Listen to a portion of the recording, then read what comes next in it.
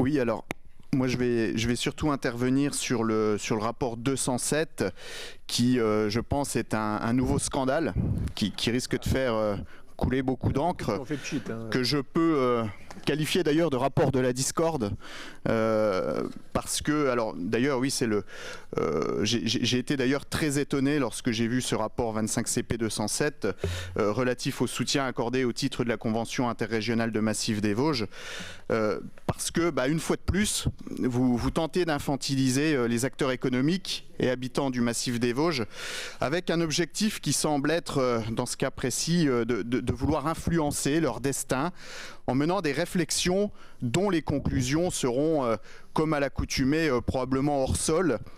Comment pouvez-vous dépenser 70 000 € d'argent du contribuable pour financer une association établie à Lyon, proche de la France insoumise, pour imaginer l'avenir du massif des Vosges, alors que ces derniers sont dans une logique de décroissance?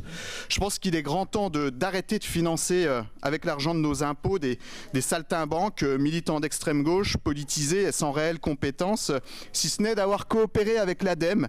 Oui, l'ADEME, énième agence d'État gavée d'argent public et aux recommandations souvent idéologiques.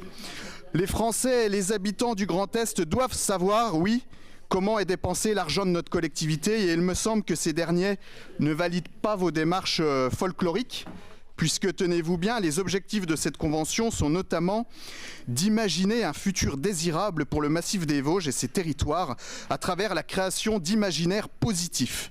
On nage en plein délire.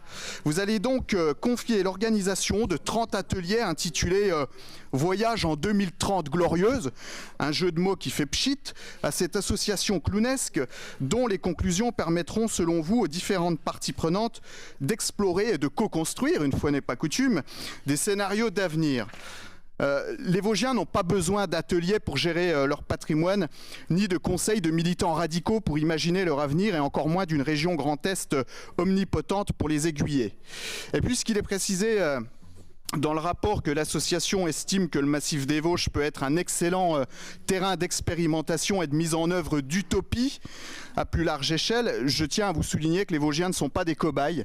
Nous ne sommes pas dans l'utopie, Monsieur le Président, nous sommes dans le réel. Les gens se battent pour conserver leur emploi, boucler leur fin de mois, ça c'est le réel. Elles sont un milieu de vos expérimentations autant coûteuses qu'inutiles. Alors Monsieur le Président, je vous demande solennellement de retirer ce dossier que personne, je dis bien personne, ne peut cautionner ici, certains membres de votre majorité étant également très mal à l'aise avec ce rapport. Je vous remercie.